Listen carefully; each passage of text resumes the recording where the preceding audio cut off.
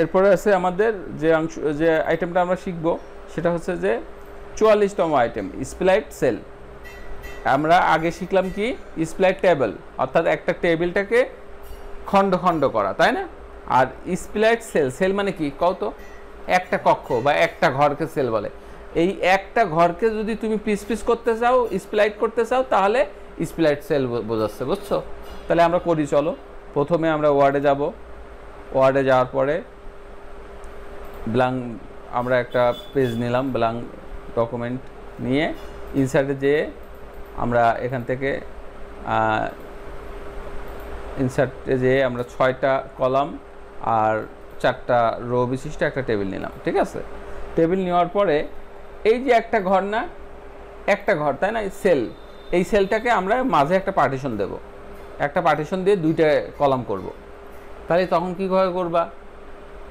এই যে তখন এই লেআউটে যাবা, লেআউটে যাওয়ার পরে এই যে স্প্লাইট সেল, স্প্লাইট সেলে যাবা, স্প্লাইট সেলে যাওয়ার পরে বলতেছে নাম্বার অফ কলাম, এই যে কত 2 আছে, যদি 3 দিয়ে দিই, আমি 3 দিই, তাহলে এখানে তিনটে এই একটা ঘরকে 3টে কলাম বানাবে, 3টে কলামে বানাবে। এবার ওকে করো, ওকে করলে দেখো তোমার 1 2 3, অর্থাৎ একটা ঘরের মধ্যে 3টে। অনেক সময় লাগে না এরকম যে একটা ঘরের মধ্যে ধরো তুমি এখান থেকে একটু বেশি করে কাটিয়ে নেছো, কেটে মার্সেল করছো, এখান থেকে মার্সেল করলাম, করার পরে বেশ বড় একটা ঘর পেলে, এখান থেকে 4টা কলাম বাইর করা দরকার।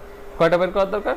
4টা। তাহলে এখানে স্প্লাইট সেলে যাবা, এই স্প্লাইট সেলে যাওয়ার পরে এখান থেকে তুমি 4 দিয়ে দাও, 4 দিয়ে ওকে করো, তাহলে দেখো 4টা কলাম হয়ে গেছে। আমি কন্ট্রোল জেড করে আবার ফেরত যাচ্ছি, এখানে 4টা কলাম হবে আর 2টা রো হবে। তাহলে কি করবা?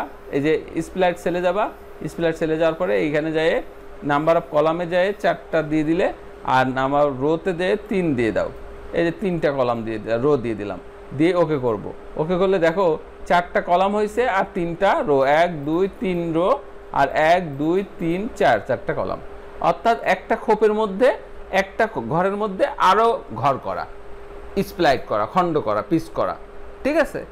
তাহলে এইটার নাম কি? স্প্লাইট সেল। মনে থাকবে? তাহলে আমি যদি এখানে যদি এটাকে মার্সেল করি, মার্সেল করে যদি বলি এখানে 5টা কলাম করো, পারবা? 5টা কলাম করতে গেলে আমরা স্প্লাইট সেলে যাব, স্প্লাইট সেলে যাওয়ার পরে এখানে 5 দিয়ে দিবা, 5 দিয়ে ওকে করবা, তাহলে দেখবা 5টা ঘর হয়ে গেছে। মজা না? তাহলে এটা হচ্ছে স্প্লাইট সেল। এই কাজটা কিন্তু আরেকভাবে করা যায়, এই পেন্সিল দিয়ে করা যায়। এই যে ড টেবিল, এই ড টেবিলটা দিয়ে এখানে এরকম দাগা দাগায় নেওয়া যায়, কিন্তু এরকম রিস্কি, একটু এলোমেলো হলে পরে দেখা গেল যে দাগটা নাও হতে পারে, দেখো হলো না।